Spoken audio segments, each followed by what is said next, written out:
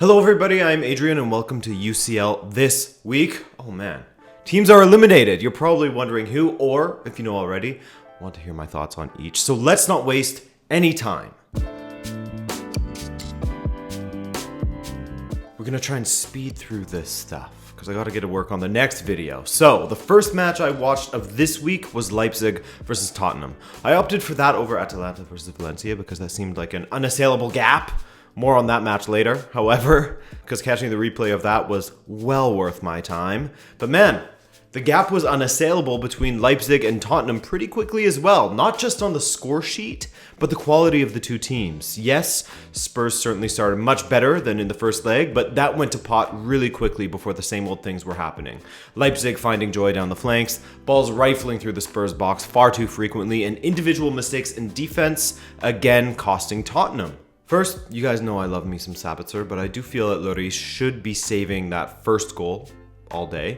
By the way, my computer also changed Sabitzer to Sanitizer when I don't capitalize his name when I'm writing notes out quickly, and I find that to be pretty apt as he sanitized Spurs after with a header that again Lloris should have saved, but Aurier was also so poor on this play and heading the ball perfectly into Angelino's path.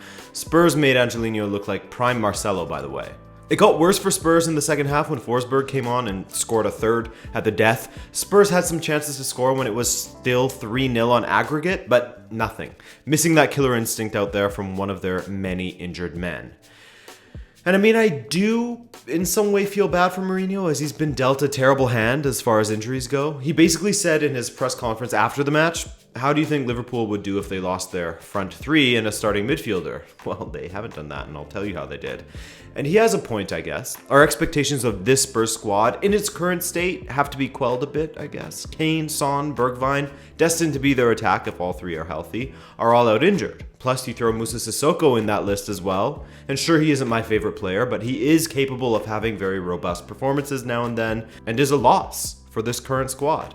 You look at the sale of Eriksen as well, and granted his performances had waned this season, that's still a quality player that he lost and didn't make his job easier, especially long-term injuries. Such long-term injuries going on for months, most of them.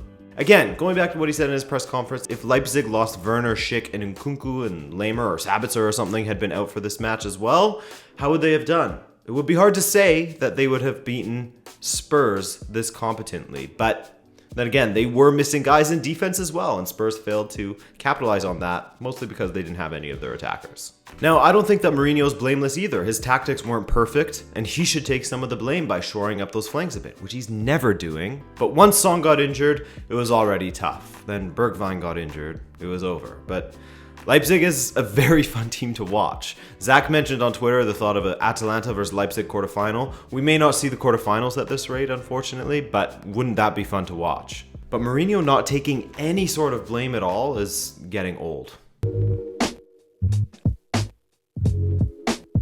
Atalanta traveled to Valencia with a healthy 4-0 lead from their first match back in Bergamo, and they picked up right where they left off as their MVP of this one, Mukhtar Diakabi, the Valencia centre-back, gave away the first of two penalties in the first half. Just 3 minutes in, and you're giving Atalanta the opportunity to score an away goal and effectively kill the match? You're committing Champions League suicide after 93 minutes of regulation, man. 90 in the last match, 3 into this one, it's over.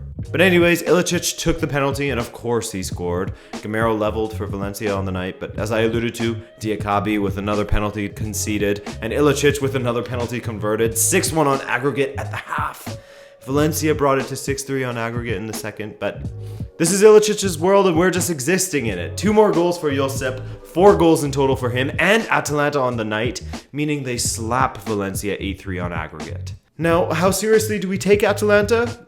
Like I said in the past and in the preview for their ties against Valencia, these guys, I don't worry about them going forward. I only worry that going forward is seemingly their only game plan, and they can leak goals at the back at times. But that being said, they are stunning going forward, and no matter which team I was, I would be scared of drawing them for the quarterfinals. Who needs defense when you attack the whole time, you know? A lot of people in the chat today, yesterday I guess, were asking if I thought that Atalanta would be this season's Ajax, this season's sort of unfancied sweethearts, at least from the beginning, that go on to surprise the big teams and have a decent run. Certainly. They could be. Both Leipzig and Atalanta are exciting teams, and I'm glad that they are moving on. Entertaining sides. That's what we want in this competition. Dortmund versus PSG, and the German side came into this one at an empty Parc des Princes with a 2-1 aggregate lead. And it was Dortmund who had the first decent opportunity of this match as Hakimi's cross just eluded a diving Haaland who went soaring through the air to meet it, and Sancho's follow-up on the volley went wide, though Cavani did come close a little later for the hosts. Just on the outside of Berkey's foot is where that one was saved. It looked like a hockey save. In the 28th minute, Neymar got on the end of a corner with none of the Dortmund players showing any interest in defending the ball. Neymar diving for the header from a corner. I mean, how often do you get to say that, you know? Hakimi looking awfully pedestrian on that back post. That should never be happening.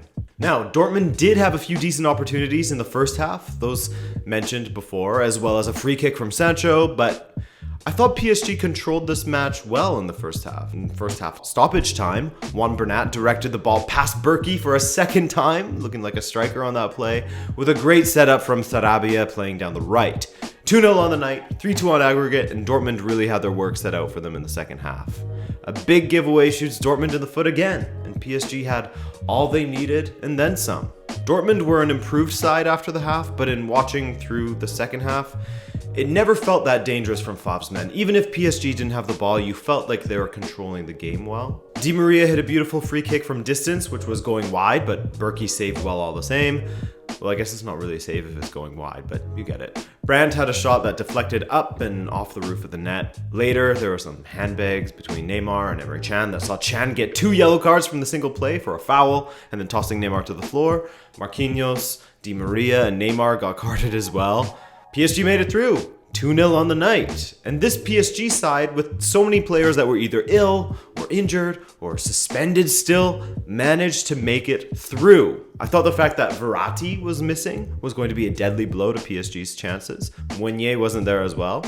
And when it was announced that PSG would also be without their own fans in the stadium, I was definitely leaning towards Dortmund perhaps surprising me and seeing it through.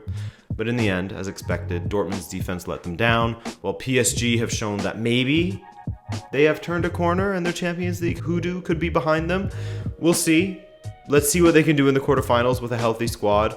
3-2 on aggregate for PSG. I'm not going to say that they're over their hump yet, but they're better. They're better now. Yes, here we are, finishing things off with Liverpool versus Atletico Madrid at Anfield, the match that we watched together in our first watch-along of the season. And it's March, that's insane, but it was a ton of fun, so thank you to everyone that joined me for that and supported the channel. You guys are the best. So there's always a chance that Liverpool will pull off a madness at Anfield, and they certainly started their match quite well. In the first half, Atletico didn't have a single shot on target, while Liverpool looked dangerous, mostly through Gini Wijnaldum. For the most part, Liverpool was held to shots from outside the box until Gini headed an ox cross past Oblak, 1-0 to the hosts, and we were all even on aggregate. If it stayed like this, we'd be going to extra time. Most of the opportunities fell to Liverpool throughout the second half as well, but Jan Oblak had an answer for everything that made it on goal. Some fantastic saves from the Slovenian. In total, he made 9, I believe, 6 of which came from shots inside the box, and cleared or claimed 4 crosses. Huge performance from him. He kept Atletico alive. Andy Robertson heading off of the bar also kept Atletico alive when he could have won it for Liverpool. So it was extra time, and Atletico's 2 lines of defenders in the low block looking to hurt Liverpool in transition. They took off Diego Costa, so it was just Correa and João Felix up front for a while, with Marcos Llorente joining them. But Liverpool, their game plan was cross, and cross some more. Over 50 crosses were sent into the box against Atletico by the time extra time was up. But their only one that bore any fruit was when Firmino finally snapped his goalless drought to put Liverpool ahead.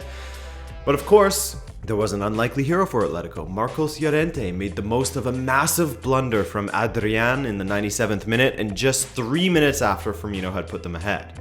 So João Felix picked up the ball, and in sending Llorente through, Adrian was caught midair as the strike was taken. Poor from him, and it was advantage Atletico. 2-2 on the scoreline, but Atletico leading with away goals. Later, Llorente went and did it again. Another weak display from Adrian, and Liverpool had a massive hole to climb out of. More crosses into the box, more desperation to grab a goal, and more players pushed further and further upfield, leaving room for Morata to hurt Liverpool on the counter and roll one past Adrian.